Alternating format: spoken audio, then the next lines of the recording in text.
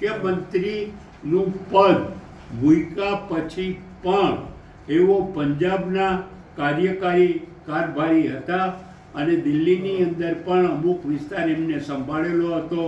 દિલ્હીનો વિસ્તાર અને પંજાબના વિસ્તારની અંદર એ ખૂબ જ કાર્યશીલ હતા અને પોતાની પંજાબની સોંપેલી કામગીરી સંભાળી અને ક્ષણિક સમય માટે થઈને જ્યારે તે આવ્યા અને ઇંગ્લેન્ડ જઈ રહ્યા હતા ત્યારે આ બનાવ બન્યો. આ બનાવ ખૂબ જ દુઃખદ છે અને આપણે એમ કહીએ કે દુશ્મન વગરની વ્યક્તિ, કોઈ પણ જાતના વિવાદ વગરની વ્યક્તિ એ મળવી મુશ્કેલ છે. તો વિજયભાઈને કોઈ દુશ્મન હતું નહીં અને કોઈ દિવસ કોઈ સાથે કોઈ વિવાદ હતો નહીં.